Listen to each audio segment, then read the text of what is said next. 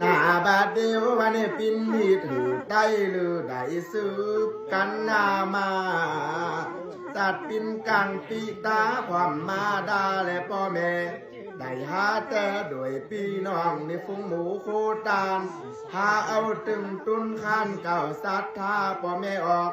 จึงไปบอกหูพี่น้องแจ้งข่าววุงสาจะมีตุนรับอาสานี่ปินปอกยอตุนเจ้าเบามือเสากำแล้วห่างใสของอาตานจะมีอาทาปริคันผ่าลึงงามมันปืนแคบดูแพบโดยงามโลนนี่ผ่านังมอนจริงปินพิมพ์ผ่าลึงงามแดงของก็แลแม่ก็มาคืดปองเสียงตึงซ้ำนี่เป็นกังในใจเงินใบเสียงลายเส้นเอาใส่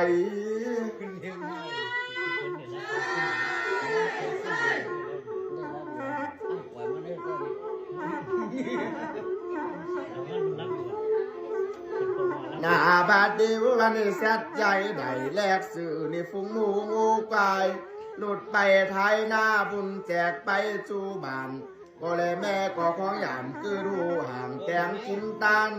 ว่าบุตรเกี่ยวใจงามมาจากปีกคิดแถมลีกแล้วเอาแจกลายผู้ตานมีลงหลายหากปั้นแลกสื่อมือตกมือเขากาดหาคู่ผู้มีปินใจกันนี่ว่ามีกรรมสามก็เลยแม่ก็ของหยามคือรู้สัพพะหามาอิตังอาทาปะเลคังสมณะปะเลคันนี่ใส่เจตึงซ้ำมีตึงหมอยาดนำมีตึงบาดกับวีมีตาพื้นดีผ่าจีวรนี่พื้นเอกไม้เม็ดใดตั้นซ้ำนี่มักนับลายเท้ามีตังไม้เต่าเล็กแก้วแตนดาลิมปอดปัดขวาดใดใส่ซ้ำนี่ตึงผ่ากุ้มไหมเมืองไทยควังพาใจนี่ใส่เจตึงซ้ำมีอยู่นี่ลายลำนี่ตึงแหงทุงป้ามีน้ำนาเลยเอาใส่เฮาและแกนหอยมีตึงจองกันหน่อยตึงบ่าไม่แคบดินปินพิมพ์ผ่าเลืองงามแดงของก็แลแม่ก็มาคึดปองเสียงตึงซ้ำก็สัพพะหามามีตาสุวรรณปตาแลพร้อมกับตั้งจอนชูมีอยู่ไว้ครับมันมีตึงแหงทุกอย่างดูงามแต่ที่ตูก็อาศัยไปธาตุใดใส่ซ้ำมีตึงหมอธาตุนำมีตึงแหงกัดตึงย่างมีตั้งควักวงยางนี่ความกับตั้งหมอกวนคือสอนใดใส่ซ้ำมีตึงถวยวางพันมีแก้มหวานมาลามีน้ำน้าเนี่ยเอาใส่เฮาแกนหอย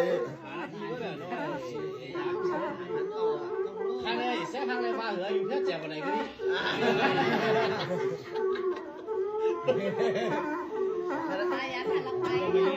หน้าบาดเดียววันนี้มีตังกะลาปืนถุงดอกน้อยครับถุงดอกเงินใบ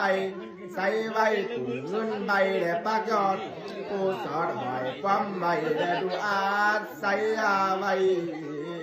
เงินใบใดปักไปและลายมึงวุ่นใดกังเป่าแถวปองวันดีชื่อว่าวันนี้เป็นวันดีสีใสโลนโซผ้ามือปอดมาลอดด้วยเดินเละนากาเดินเจ็ดใดออกแล้ว14คำปินทาฟุ้งปินเอาแหละปืนโจกันมานิ่วแฮนเล่ไปกุนหนักใดกลางไก่ไหลหลังหอมตามมันบ่ปินที่โยซานเลสัมอุ่นหม้อเกียวมีฟังโนเสียงปีแก้วเล่าหน่อยคัดใสลำพุงกนาแผ่ววันลุงก้อยตาวันตกดำกุนหักใดภาคยังกำหนึ่งเบาหึง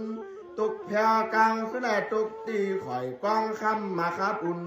ต้องหุ่นอายครับลองควังเบาปินกำมันสุดที่มืนแม่จังครับเย่ทำอย่าจังครับมึงคู่เก่าการมาแผ่วดังบ้านผูกแจงลูกเจ้า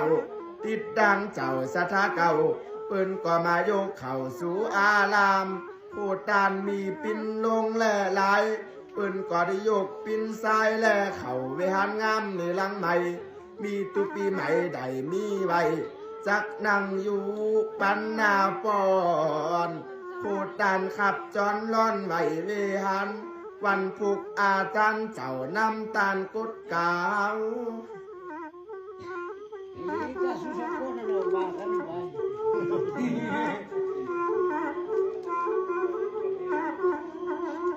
โอ้ข้าปีเห็น บาดเดียววันนี้เปิดแนบเป่าหือยินลูและฟุ้งหมูตีป่าจะมีเตบาพุทธแกนตาความเทวดานี่แสนหมูต่างขุดหน้าเขาอยู่ไต่แม่นำนี่ตึงแห่งไอซุน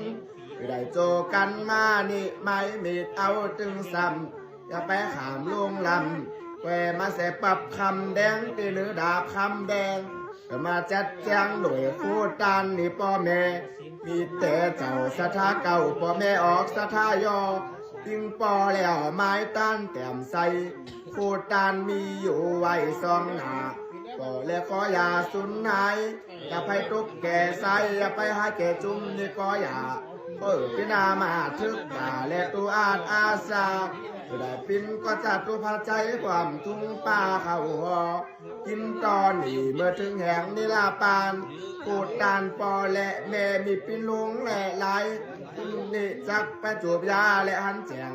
ปืนอย่างว่าผีละแรงก็ไม่มีพูดจานิ้วข่อยก็มาจินจาดูแลกันขับไปแล้วจอดใจกว่ามาปันขอดานกำเก่าด้วยเรื่องการซุ้มด้วยเรื่องการจีหนึ่งแม่จะขับตูดีแลนางก็เป็นมือก็ได้เร็วปีดาด่านขีดไก่ตามเรื่องนางทำกันมานางและเมจางขับคุณกันมาแปลงใจบ้าน